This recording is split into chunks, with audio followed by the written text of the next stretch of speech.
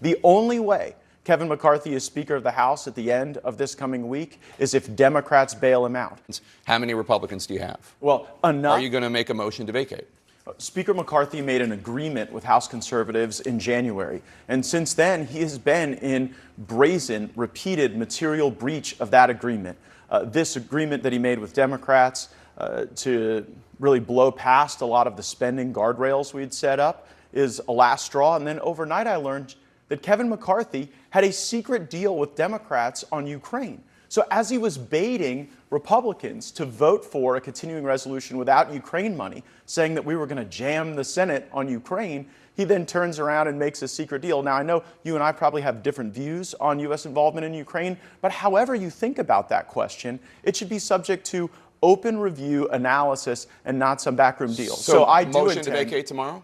I do intend to file a motion to vacate against Speaker McCarthy this week. I think we need to rip off the Band-Aid. I think we need to move on with new leadership that can be trustworthy. Look, the one thing everybody has in common is that nobody trusts Kevin McCarthy. He lied to Biden. He lied to House conservatives. He had appropriators marking to a different number altogether. And the reason we were backed up against this shutdown politics is not a bug of the system, it's a feature. Kevin McCarthy's goal was to make multiple contradictory promises, to delay everything, back us up against shutdown politics, and at the end of the day, blow past the spending guardrails he'd agreed to. So how many Republicans do you think will be with you in your motion to vacate? Because obviously, for people at home who don't know, you need 218 votes to get him out of the speakership. You don't have 218 Republican votes. You're going to need Democrats. Let's start with the Republicans. How many Republicans do you have? Well, enough so that when you host this show next week, if Kevin McCarthy is still the Speaker of the House, he will be serving at the pleasure of the Democrats. He will be working for the Democrats.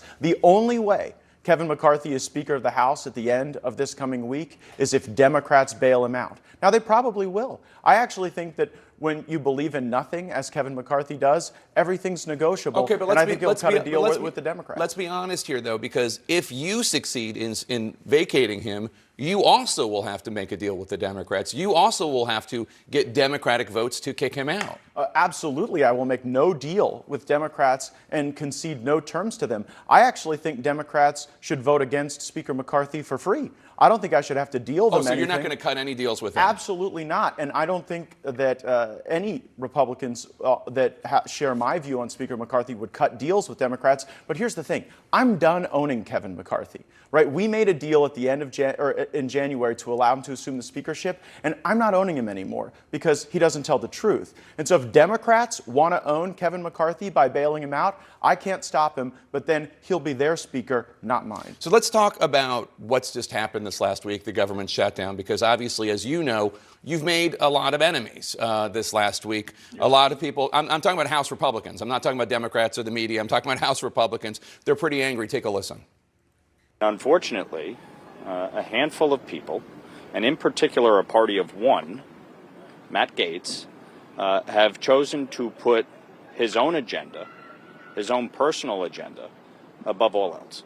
He's not a conservative Republican, he's a charlatan. They killed the most conservative position we could take, and then called themselves the real conservatives, which is like, make that make sense. Now, the conservative Wall Street Journal editorial board wrote an editorial about what you're doing called A Government Shutdown for Dummies. And among the criticisms, they said, quote, the real goal of the malcontents seems to be to topple Mr. McCarthy for personal spite.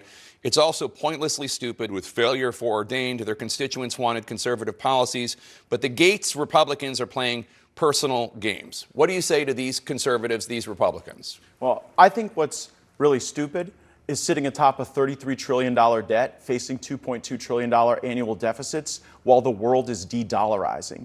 Just in August, you saw the BRICS system that is moving away from the dollar add 6 new countries, including Gulf monarchies, including even some of the G20 economies in our own hemisphere. People at home, that's BRIC is Brazil, Russia, India, China. Go ahead. Yeah, and they are moving away from the dollar. You're seeing the African Union move away from the dollar. U.S. News just last month said that de-dollarization was the economic trend of our day. And so some people try to make policy disagreements personal because their own policy failures are so personally embarrassing. But this isn't personal, Jake. Yeah. This is about spending. This is about the deal Kevin McCarthy made. If Kevin McCarthy didn't want to keep the deal to return to pre-COVID spending, if he didn't want to keep the deal to have single subject spending bills, not vote for government spending all up or down at once, then he shouldn't have made that deal. So this is about keeping Kevin McCarthy to his word. It's not about any personal animus or dispute. But let's talk about this, because Speaker McCarthy argues that he had a bill on Friday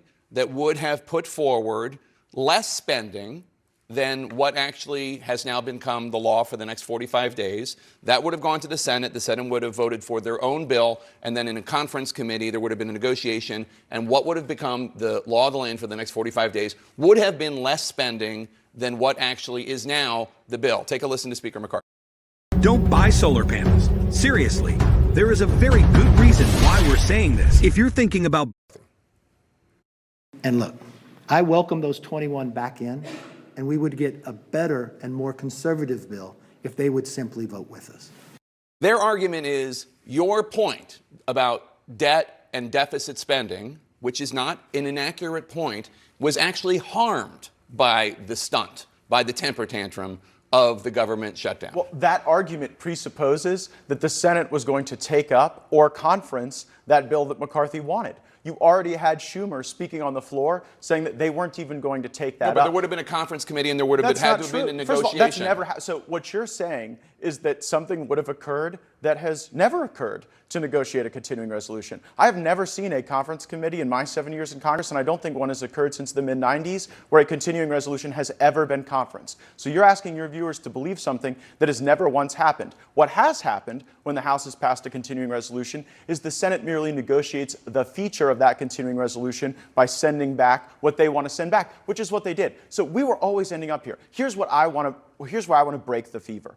Since the mid-90s, this country has been governed by either continuing resolution or omnibus spending. And you have voted for continuing resolution in the past. Well, I'm 5 years sober voting for continuing resolutions, and I should note that during those years, President Trump was growing the economy. But January marked a difference. Deficit. Yeah, and you know what? Growing the deficits as well. I regret growing the deficits as well. But we were growing the economy, and look. You're talking about the national debt. You were growing. What did he add? $7 trillion, $8 trillion to the national debt? Donald Trump? And by the way, I voted against 10 continuing resolutions under Donald Trump. I did not stand with Donald Trump on all of his spending priorities. I voted against way more than I voted for. My point is, I don't know what this shutdown did to help the cause. What shutdown? The shutdown that almost happened. Okay, so there wasn't a shutdown. So the threat of shutdown that you created. We have to break the fever. We have to move to single subject spending bills. You broke a fever? No, we didn't, unfortunately. That's why we have to now move to vacate, because we have to get a system where the House and Senate will negotiate over each of these agencies of government independently.